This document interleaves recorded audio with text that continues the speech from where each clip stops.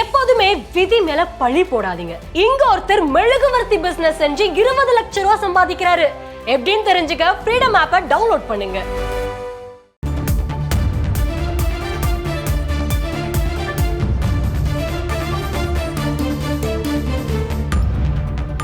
மருத்துவமனைகளில் மருத்துவர்களின் பாதுகாப்பை உறுதி செய்ய தகவல் தொடர்பை மேம்படுத்த வேண்டும் என உச்சநீதிமன்றத்தில் தேசிய பணிக்குழு தாக்கல் செய்துள்ள அறிக்கையில் பரிந்துரைக்கப்பட்டிருக்கிறது. முக்கிய செய்தியாக பார்த்துக் கொண்டிருக்கிறோம். கூடுதல் தகவல்களை செய்தியாளர் வெங்கடேசன் வழங்க கேட்கலாம். வெங்கடேசன், வணக்கம். முழு விவரங்கள் என்ன? வணக்கம். கொல்கத்தா ஆர்ஜிகர் மருத்துவக் கல்லூரியில் மருத்துவமனையில் முதுநிலை பயிற்சி மருத்துவர் பாலியல் வன்கொடுமை செய்யப்பட்டு கொலை செய்யப்பட்ட விவகாரத்தை உச்சநீதிமன்றம் தானாக முன்வந்து விசாரித்து வருகிறது.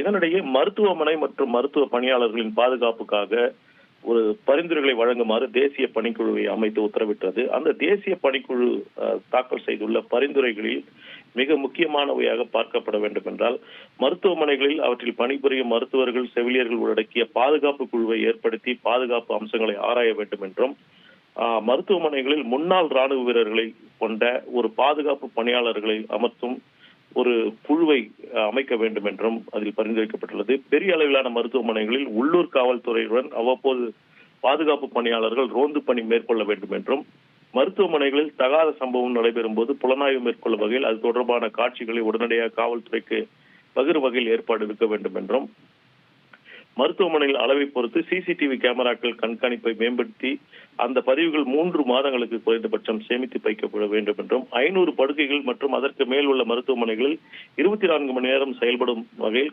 மையப்படுத்தப்பட்ட பாதுகாப்பு கட்டுப்பாட்டு அறை அமைக்கப்பட வேண்டும் என்றும், ஆபத்து காலங்களில் உடனடியாக தொடர்பு கொள்ளும் வகையில் இருக்கும் வகையில் அந்த ஆபத்து கால அழைப்புகளை கையாள பயிற்சி பெற்ற அலுவலர்கள் இருக்க வேண்டும் என்றும் அந்த பரிந்துரையில் தெரிவிக்கப்பட்டுள்ளது. மேலும் 112 போன்ற அவசர கால அழைப்பின் குறித்த விழிப்பை மாநிலங்கள் மற்றும் யூனியன் பிரதேசங்கள் ஏற்படுத்த வேண்டும் என்றும், இரவு நேர பணிகளுக்கு வரும் மருத்துவ பணியாளர்களுக்கு ஆண் பெண் என தனித்தனி அறைகள் அமைத்து தர வேண்டும் என்றும், மருத்துவமனைகளில் குறிப்பாக இருள் சூழ்ந்த இடங்களில் விளக்குகள் அமைக்கப்பட்டு ஒளியூட்டப்பட வேண்டும் என்றும், மருத்துவமனையில் நோயாளிகளில் பார்த்துக் கொள்ள வருவர்களுக்கு அடையாள அட்டை வழங்க வேண்டும் என்றும், குறிப்பாக மருத்துவர்கள் மற்றும் நோயாளிகளுக்கு இடையிலான மருத்துவ சூழலை, இந்த பாதுகாப்பு சூழலை மேம்படுத்த தகவல் தொடர்பை மேம்படுத்த வேண்டும் என்றும் அந்த பரிந்துரையில் தெரிவிக்கப்பட்டுள்ளது. மேலும் ஏற்கனவே மருத்துவ பணியாளர்களுக்கு எதிராக குற்றங்களை தடுக்க 24 மாநிலங்களில் ஏற்கனவே சட்டங்கள் இயற்றப்பட்டு விட்டதால் தேசிய அளவில் தனியான ஒரு சட்டம் தேவையில்லை என்றும் அந்த பரிந்துரையில் தெரிவிக்கப்பட்டுள்ளது. இந்த விவகாரத்தை உச்சநீதிமன்றம் விரைந்து விசாரிக்க உள்ளது. விவரங்களுக்கு நன்றி வெங்கடேசன்.